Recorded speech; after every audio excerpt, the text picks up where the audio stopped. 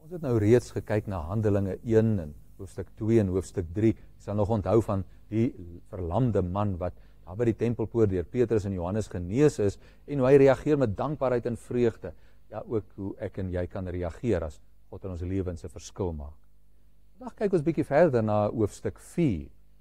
As mens dan nou hoofstuk 3 die titel kon gee, die wonderwerk van genesing, sou mens waarskynlik hoofstuk 4 kon beskryf as die gevolge van 'n wonderwerk. Hier in hoofstuk 4 lees ons hoe Petrus en Johannes dan nou daar in die tempelplein preek oor die groot dinge wat God gedoen het. Alle mense kom tot bekering. Hierdie massa mense op die tempelplein lok dan nou natuurlik ook die leiers van die tempel nader. Dan lees ons in hoofstuk 4 hoe die leiers van die tempel kom ondersoek instel. Lees die skrifgeleerdes kom, dis nou die fariseërs en die sadduseërs. Ons lees die priesters kom, onder andere ook die hoëpriesters wat kom kyk. En uiteindelik ook die familiehoofde. Nou die familiehoofde was die oudste manlike familielid van elke familie in Jerusalem.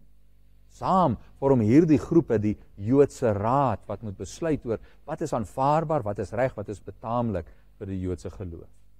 En dan wanneer hierdie groep leiers by Petrus en Johannes op die tempelplein kom en hulle sien die man wat genees is, die lamman wat daar rondloop, dan is hulle onmiddellik ongemaklik met die situasie. En hulle laat dadelik vir Petrus en Johannes arresteer. Hulle gooi hulle in die tronk. En nou lees ons dat dit nou al laat middag was en ja, hulle nou nie lus was vir 'n hofsaak deur die nag nie, en daarom laat hulle Petrus en Johannes in die tronk oornag. Volgende oggend egter is hier die einste Joodse raad weer bymekaar, gereed vir 'n hofsaak teen Petrus en Johannes. Die ironie is dat hierdie verhoor van Petrus en Johannes 'n mens baie sterk herinner aan toe Jesus voor die Joodse raad moes verskyn het, nadat hy in die tempel daar in die tuin van Getsemane gevange geneem het. Maar daar's tog verskille tussen Jesus se verhoor en Petrus en Johannes se verhoor.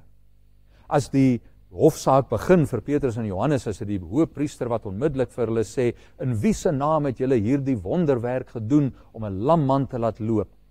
En onverskrokke antwoord Petrus, ons het dit gedoen in die naam van Jesus. En dadelik gaan Petrus voort en amper asof hy die leiding oorneem in hierdie gesprek van hierdie verhoor. Petrus wat onverskrokke, nie arrogant nie, maar tog baie regheid en prontheid vir die Joodse raad in die hof sê, wag, laat ek nou net eers reg verstaan. Julle het ons gearresteer, gelaat gevange neem oor 'n goeie ding wat ons gedoen het. Ja, sê Petrus, ons het 'n lam man wat verlam was laat loop en daaroor het julle ons arresteer oor so 'n goeie ding wat ons gedoen het. Tweede plek sê Petrus, net so prontheid eerlik vir die Joodse raad, julle kla ons aan. Maar eintlik moet ons julle aankla. Want sê Petrus, dit was julle, die Joodse raad, wat vir Jesus ter dood veroordeel het. Sien hoe hierdie verhoor, hoe Petrus juist dit gebruik as 'n geleentheid om iets oor Jesus te kommunikeer. Nou die Joodse raad onmiddellik skrik hulle boeglam en hulle sê dadelik, nee, wag 'n bietjie. Petrus en Johannes, los ons alleen, laat ons beraadslag, laat ons besluit wat om met julle te doen. En die Joodse raad is juist so 'n bietjie versigtig vir Petrus en Johannes, want hier, anders as in die verhoor van Jesus, is Petrus en Johannes nie skuldig aan enige iets nie. Hulle het niks verkeerd gedoen nie. Ja, natuurlik, Jesus ook onskuldig gevange geneem, maar hier die groot verskil.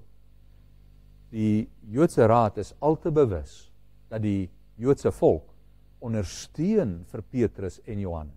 Althans, soveel mense is aangegryp deur hierdie boodskap van Jesus dat hulle tot bekering gekom het. Hulle ondersteun Petrus en Johannes. Anders as in die geval van Jesus se verhoor, waar dit juist die Joodse volk was wat gesê het, kruisig hom toe Jesus verhoor word. En hierdie feit dat die Joodse volk Petrus en Johannes ondersteun, maak die Joodse raad bietjie versigtig. Hulle stuur Petrus en Johannes uit, kom ons praat eers in ons midde, sê die Joodse raad vir mekaar, dat ons vasstel wat ons met hulle moet doen. En hulle sê vir mekaar, jong, hierdie twee manne het niks verkeerd gedoen nie, ons kan hulle nie skuldig vind aan iets nie, die eerste plek. Die tweede plek, die volk ondersteun hulle so, ons wil nou nie oproer onder die volk veroorsaak nie. So wat sal ons doen?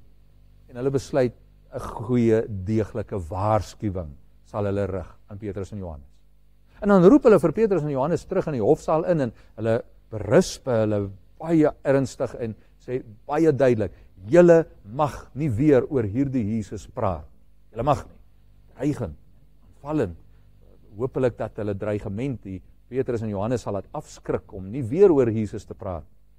Maar dan reageer Petrus weer so onverskrokke. En hy vra, jong, dis reg, Joodse raad, as julle wil hê ons moenie meer oor Jesus praat nie, sê dan bietjie vir ons. As God sê, ons moet oor Jesus praat, en julle sê ons moenie, sê julle vir ons, aan wie moet ons gehoorsaam wees? Aan God of aan julle? En meer nog, sê Petrus, hierdie Jesus, dis die enigste manier wat God nou gemaak het, hoe mens gered kan word. In vers 12 sê Petrus baie duidelik, daar is geen ander naam wat God op die aarde bekend gemaak het, waardeur 'n mens gered kan word nie, net in Jesus. En dan word Petrus en Johannes vrygelaat. Ja, die Joodse raad loop 'n bloukie. Stil kry? Nooit. Jy sien, die evangelie, het sy eie weg. God maak deure oop waar deure toe gaan. Mense kan stil gemaak word, mense kan doodgemaak word, mense kan gevange geneem word. Maar die weg van die evangelie vind altyd 'n roete na die wêreld.